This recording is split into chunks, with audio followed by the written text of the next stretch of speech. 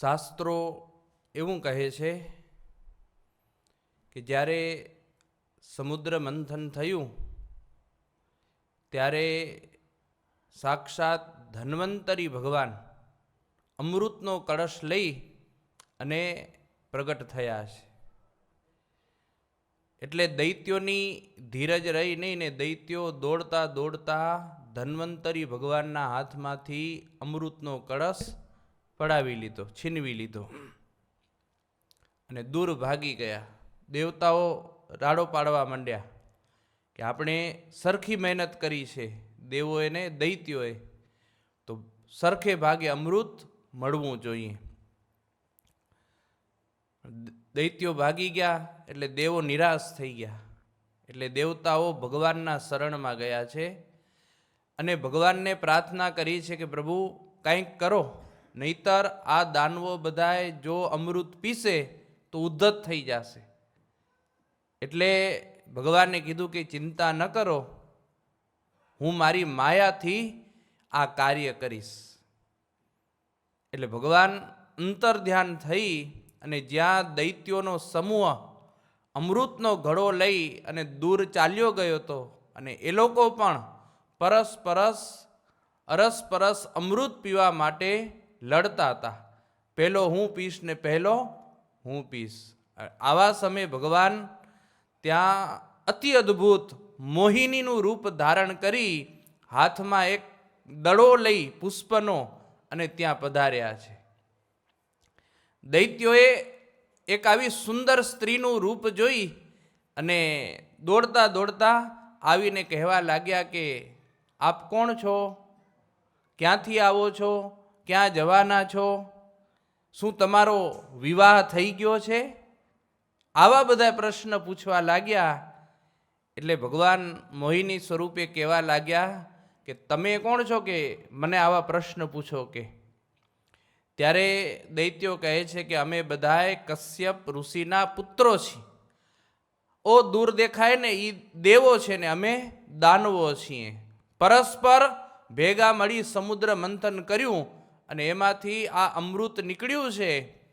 એટલે ભગવાન કહે છે કે બહુ સારું કહેવાય, તો હવે આ અમૃતનું શું કરશો? એટલે દૈત્યો કહે છે કે આ અમૃતનું અમને પાન કરવું છે. તો ભગવાન કે પાન કરી લ્યો. એમ નહીં, અમે અમૃતનું પાન કરવા માટે ઝઘડીએ છીએ, પેલો હું પીવું ને પેલો હું પીવું.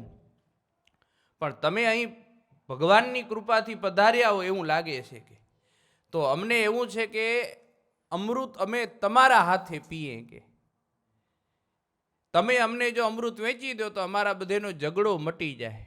એટલે મોહિની ભગવાન કહે છે કે કશ્યપ પુત્રો, તમે તો મૂર્ખ લાગો છો કે આટલું મોંઘું અમૂલ્ય અમૃત એ કોઈ અજાણી વ્યક્તિને ન દેવાય એમ.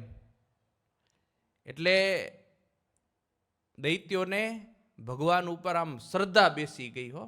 હા, અને આમ સામેથી અમૃત મળતું ને કોણ ના કે એમ. એટલે એકદમ વિશ્વાસ થઈ ગયો. એટલે દૈત્યો કહેવા લાગ્યા કે ગમે તેમ થાય અમને તમારા ઉપર અતૂટ વિશ્વાસ છે, એટલે કે અમે તમારા હાથે જ અમૃત પીશું.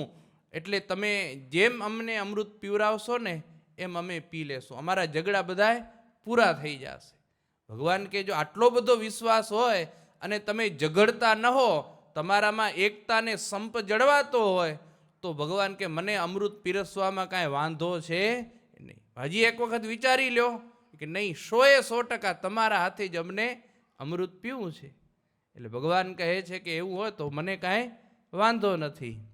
એટલે આખો અમૃતનો ઘડો હતો ને એ દૈત્યોએ ધન્વંતરી ભગવાનને હાથમાં આપ્યો. ભગવાને ઘડો હાથમાં લીધો અને ઉપરથી ઢાંકણું ખોલ્યું અમૃતનો ઘડાનું. એટલે જોયું ને ભગવાને આમ મોઢું બગાડ્યું. એટલે દૈત્યો કે શું થયું કે અમૃત નથી? ભગવાન કે અમૃત તો છે કે, આ તમે ક્યારતુના ઝઘડતા હતા ને એટલો બધો જે સમય વ્યતીત થઈ ગયો ને, તો અમૃત છે ને એ આછરી ગયું છે. હા, એટલે ઉપર પાણી આવી ગયું. એ જેમ છાશ હોય ને આપણી, આ નીચે ઘાટી હોય ને ઉપર.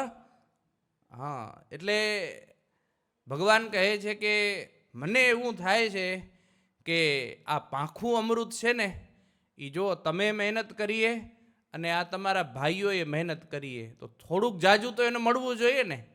તો એને જે પાંખું પાંખું અમૃત દેવોને પીવડાવી દઉં અને ઘાટું ઘાટું તમને પીવડાવી દઉં એટલે તમે બધા આમ શક્તિશાળીને બળિયા થઈ જાઓ કે.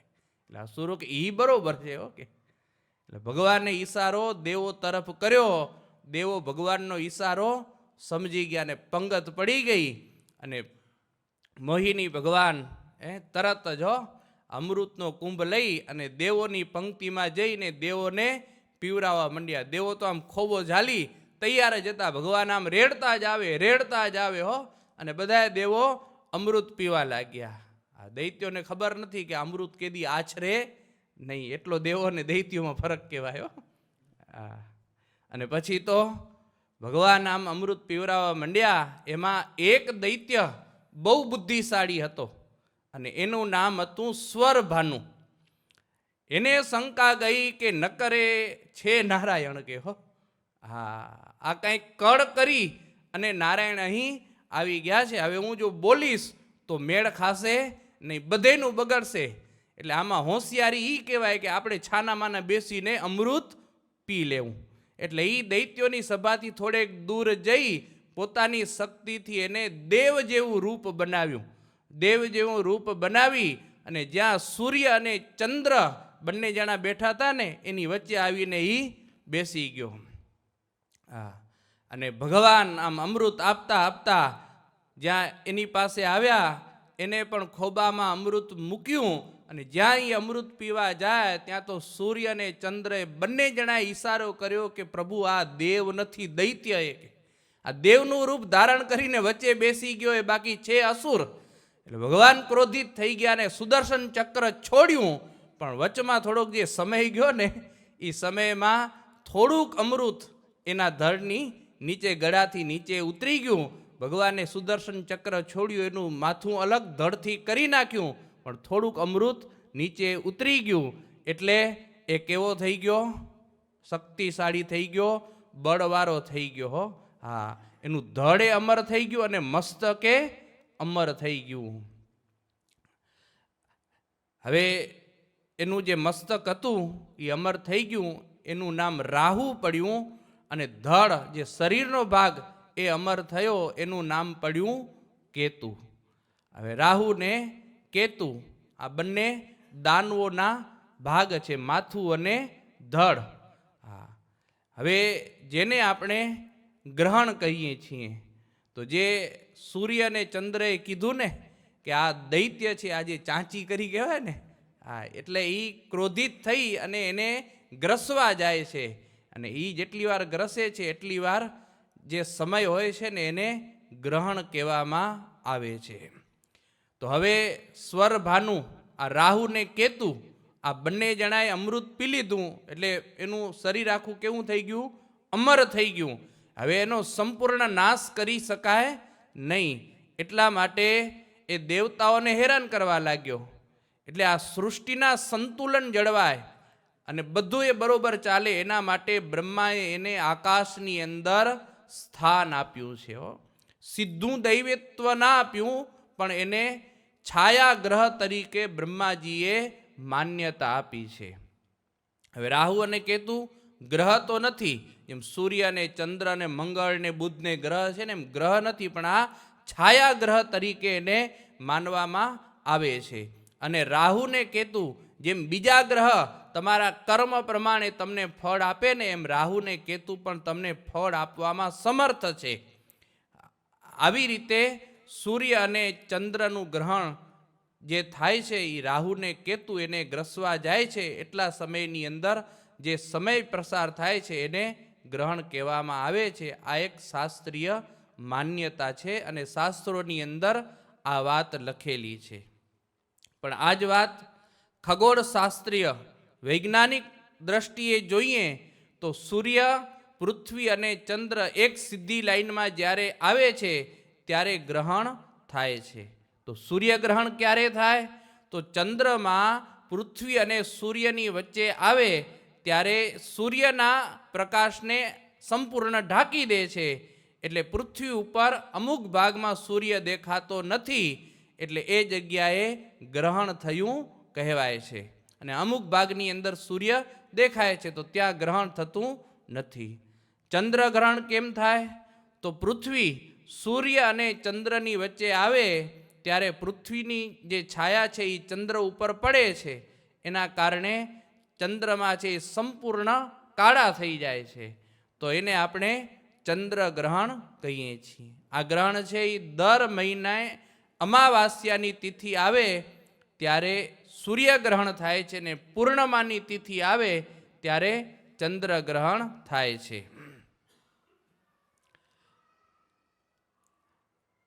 ફક્ત કેવળ ને કેવળ સૂર્ય, પૃથ્વી અને ચંદ્ર એ જ્યારે સીધી લાઈનમાં આવે, નોટ્સ લાઈનમાં, ત્યારે આખું એ ગ્રહણ થાય છે. અને આ એક કુદરતી ઘટના પણ કહી શકાય છે. અને ખગોળ શાસ્ત્રને અનુસારે આ ઘટનાને આપણે ગૂગલની અંદર સર્ચ કરીએ તો સંપૂર્ણ માહિતી એની મળી જાય છે. પૂર્ણ સૂર્યગ્રહણ ક્યારે થાય?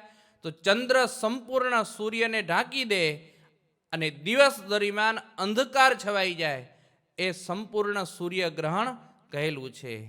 બીજું આંશિક સૂર્યગ્રહણ થાય, એટલે કે ચંદ્ર સૂર્યને થોડા ભાગની અંદર જ ઢાંકે છે. અને બીજું વલયાકાર સૂર્યગ્રહણ કહેવાય, અર્થાત કે ચંદ્ર સૂર્યની સામે થોડો નાનો થઈ જાય છે. તો આ અડખે પડખે એની ચારે બાજુ તેજ દેખાય છે. તો આ વલયાકાર સૂર્યગ્રહણ કહેવાય છે, જેને આપણે કંકણાકૃતિ ગ્રહણ પણ કહી શકીએ છીએ. અને સંપૂર્ણ વલયાકાર એટલે કે આખો એ ચંદ્ર કે સૂર્ય જે ઘેરાઈ જાય છે અને અડખે પડખે જે પ્રકાશ દેખાય છે એ સંપૂર્ણ વલયાકાર ગ્રહણ કહેવાય છે. એને સંપૂર્ણ આપણે કંકણાકૃતિ ગ્રહણ કહીએ છીએ. અને પૂર્ણ ચંદ્રગ્રહણ ક્યારે થાય? તો ચંદ્ર પૃથ્વીની છાયામાં આવી જાય અને ચંદ્ર એમાં લાલ ટપકા જેટલું નનકડું દેખાય હો ચંદ્ર, તો એ આખો ચંદ્રગ્રહણ કહેવાય છે. અને જ્યારે ચંદ્રનો થોડોક જ ભાગ છાયામાં આવે તો આંશિક ચંદ્રગ્રહણ કહેવાય છે. અને બીજું અર્ધ ચંદ્રગ્રહણ થાય છે, એટલે કે અર્ધ છાયાની અંદર ગ્રહણ થાય છે. તો આ ચંદ્ર પૃથ્વીની ફક્ત અર્ધ છાયા, હળવી છાયામાંથી પસાર થાય છે, તો ચંદ્ર છે એ થોડોક ફીકો પડી જાય છે. તો એને આપણે અર્ધચંદ્રાકાર ગ્રહણ કહીએ છીએ. અર્ધ છાયા ગ્રહણ પણ કહેવાય છે. તો સૂર્યગ્રહણ છે એ 4 પ્રકારે થાય છે ને ચંદ્રગ્રહણ છે એ 3 પ્રકારે થાય છે. કુલ 7 પ્રકારે ગ્રહણ થાય છે. હવે આમ અમાસ અને પૂનમના ગ્રહણ તો હોય જ છે, પણ અમુક ગ્રહણ છાયાગ્રહણ હોય છે જેનો સમય થોડોક જ હોય છે. તો અમુક સમય સુધી શાસ્ત્રોએ કહેલું છે કે આટલા સમય સુધી જો ગ્રહણ થાય તો એ પાડવાનું હોતું નથી, પણ વિશેષ જે લાંબો સમય હોય તો એ ગ્રહણ આપણે પાડવાનું હોય છે.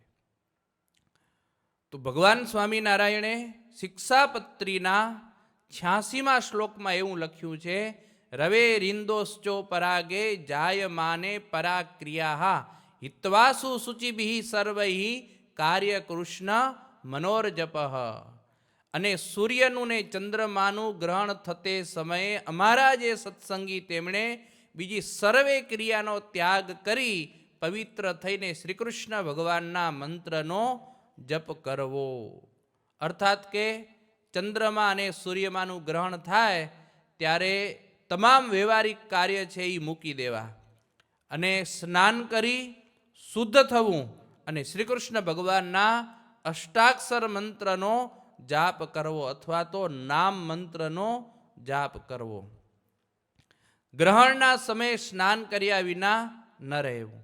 ગ્રહણની શરૂઆત થાય ને ત્યારે પેલું સ્નાન કરવાનું અને પછી બીજું કોઈ વ્યવહારિક કાર્ય કરવું નહીં.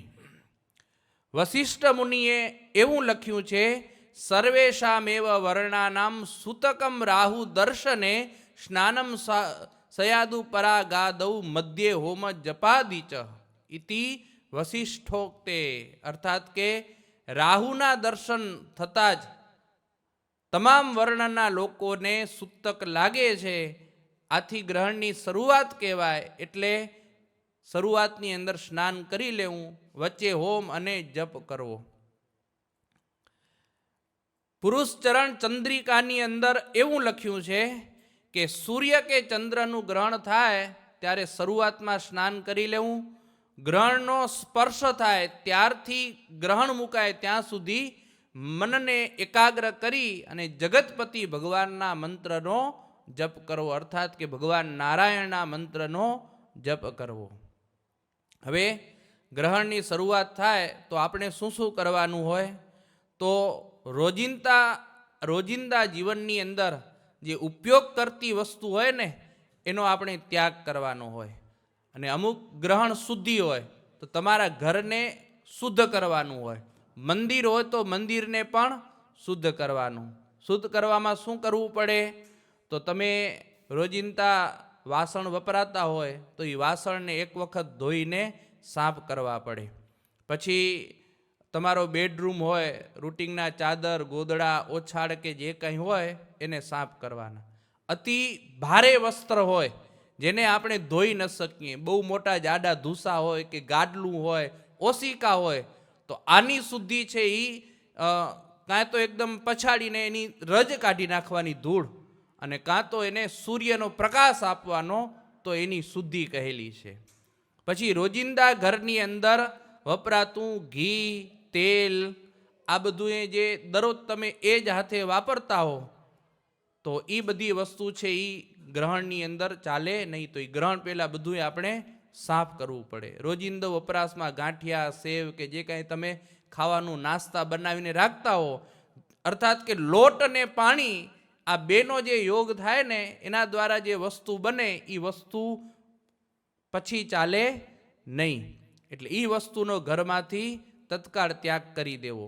તો એ કેને આપવી? તો કોઈ ગરીબો હોય એને આપી દેવી ને, કાં તો ગ્રહણ આવે છે તો 2-4 દિવસ લભાવી લેવું, એ વસ્તુ પછી બનાવવી નહીં.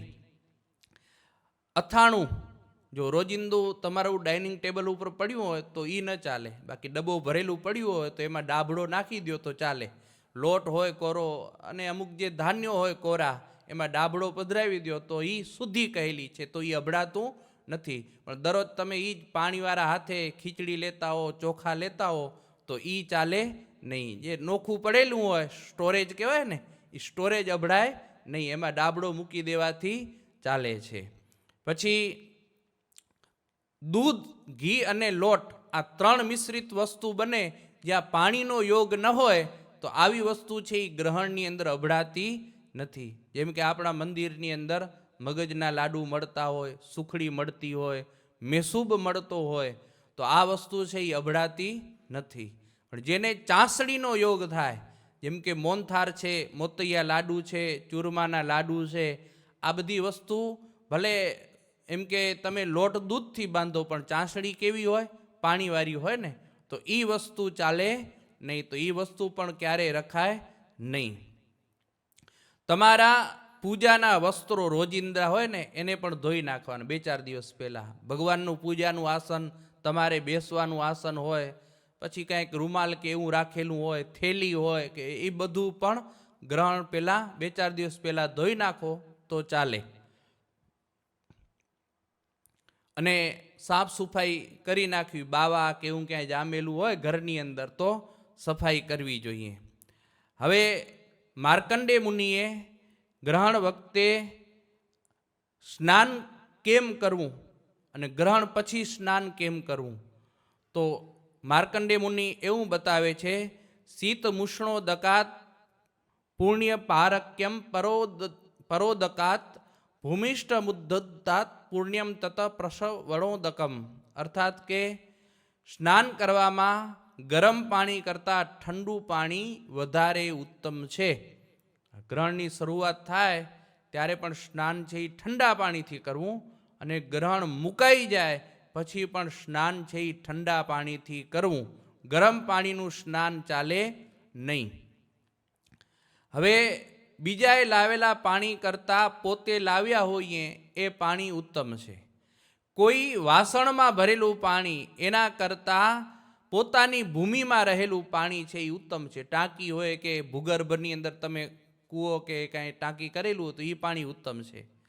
જમીન ઉપર સ્થિર પાણી એના કરતાં જે કોઈ ઝરણું વહેતું હોય એ ઝરણાની અંદર તમે સ્નાન કરો તો એ પાણી ઉત્તમ છે.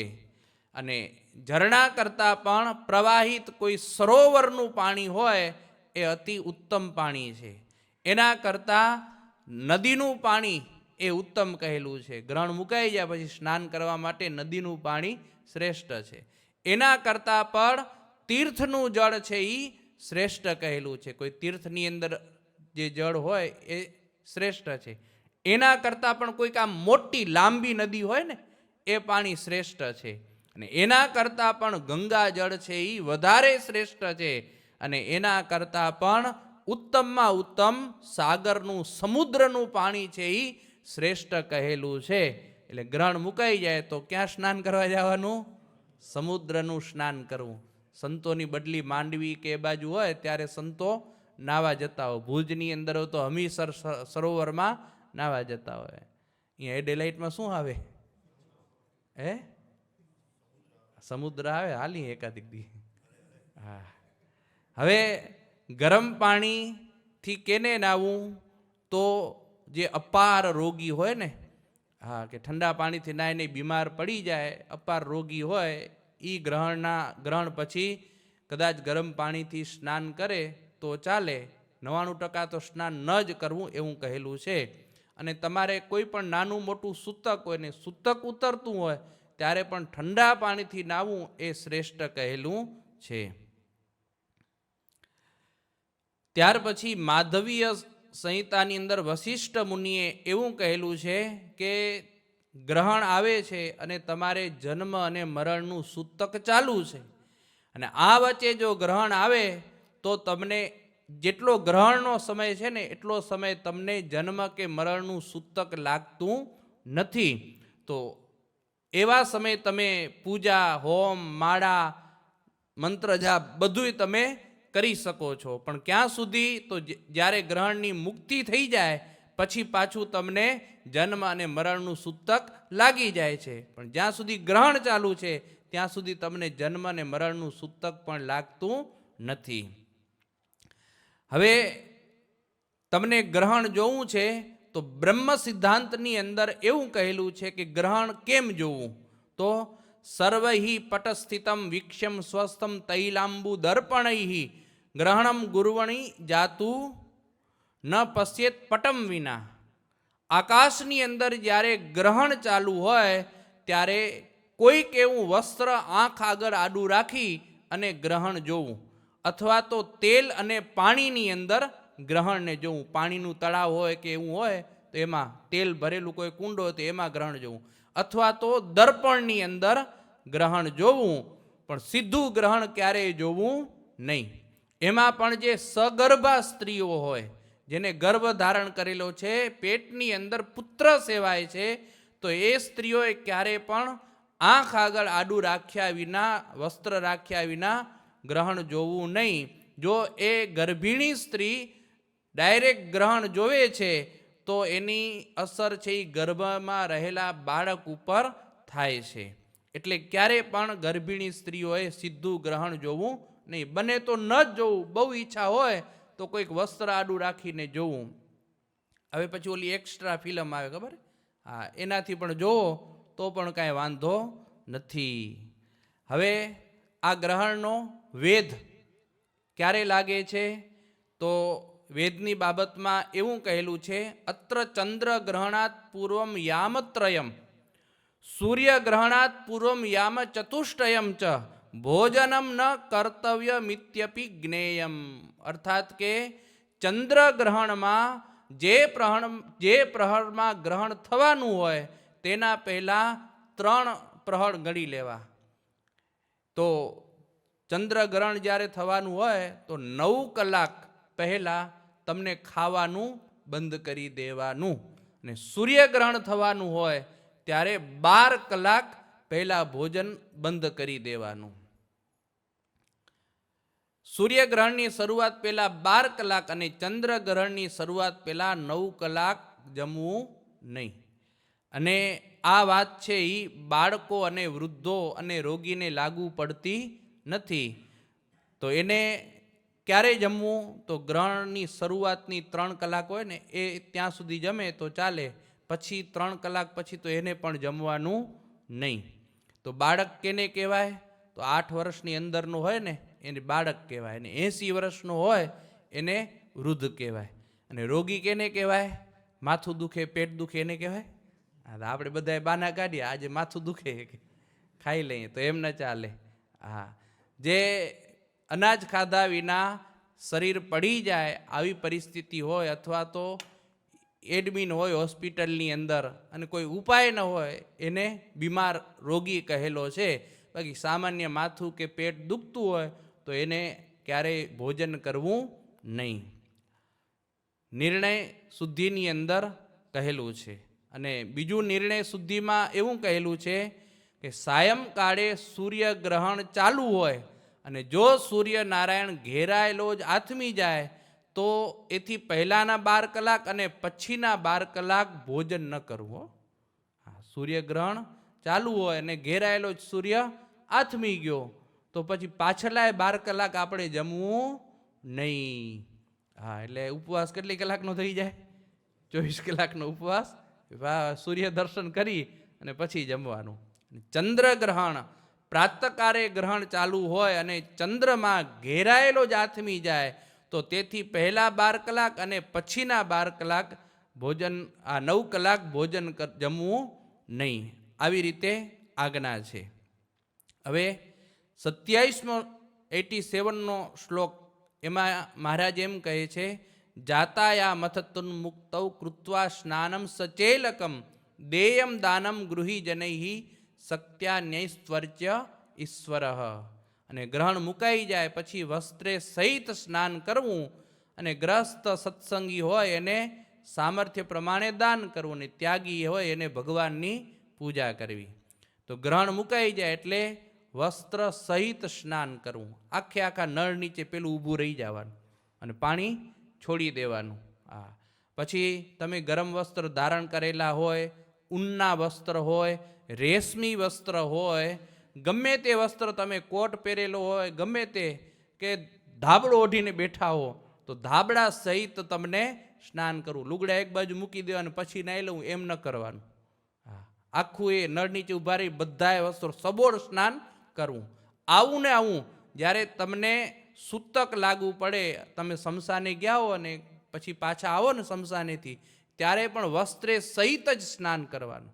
વસ્ત્ર એક બાજુ મૂકી દો ને તમારા ઘરવાળા ધોઈ નાખશે એ ગ્રહણના સમયે, અને શમશાન ગયેલા હો એ સમયે એવું રાખવું નહીં, સબોળ સ્નાન કરી લેવાનું. પછી તમે હાથમાં માળા રાખેલી હોય, ગૌમુખી હોય, પણ એ બધું એ ધોઈ નાખવાનું. અને પછી સ્નાન કરી અને ગ્રહસ્થોએ એને ગ્રહણ મુક્તના સમયે સંકલ્પ કરવાનો કે આ ગ્રહણની અંદર હું આટલું દાન કરીશ. અને સ્નાન કરીને પછી ગ્રસ્ત હોય એને સીધું દાન કરી દેવાનું. દાન કરવામાં વિલંબ રાખવાનો નહીં, કે હવે આજે નહીં ને કાલે કરીશ ને પરમદી, એમ નહીં, તત્કાળ દાન કરી દેવું. ને ત્યાગી હોય તો એની પાસે તો કોઈ વસ્તુ નથી, કોઈ પદાર્થ રાખતા નથી, તો ત્યાગીએ ભગવાનની પૂજા કરવી. ગ્રસ્ત દાન કરીને જે ફળ મળે એ જ ફળ ત્યાગી ભગવાનની પૂજા કરે તો એને મળે છે. અને ગ્રહણ જ્યારે ચાલુ હોય ત્યારે સૂવાનું પણ નહીં, કોઈ વ્યવહારિક કામ ન કરવાનું. નવરાએ તો હવે બીજું કાંઈ કામ નથી કરવાનું, તો મોબાઈલ જોયા કરીએ, શેર બજાર રમ્યા કરીએ, ગેમ જોયા કરીએ, એવું પણ કરાય નહીં. કેવળ ને કેવળ મંત્ર જાપ, ભગવાનનું ભજન, એ અનંત ઘણા પુણ્યને આપનારું થાય છે. હવે ભાર્ગવાર્ચન ચંદ્રિકાની અંદર એવું કહેલું છે, મુક્તૌ યસ્ય તુ ન કુર્વિત સ્નાનમ ગ્રહણ સુત્તકે ન સુત્તકી ભવેત તાવદ્યાવત સ્યાદ પરો ગ્રહ.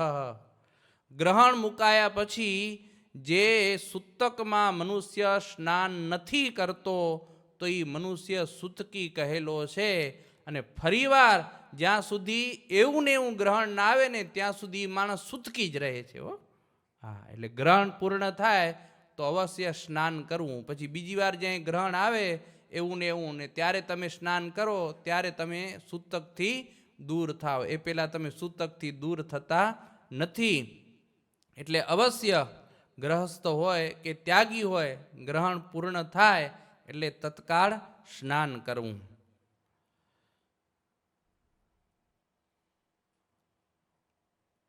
આવી રીતે આ ગ્રહણની વ્યવસ્થા છે.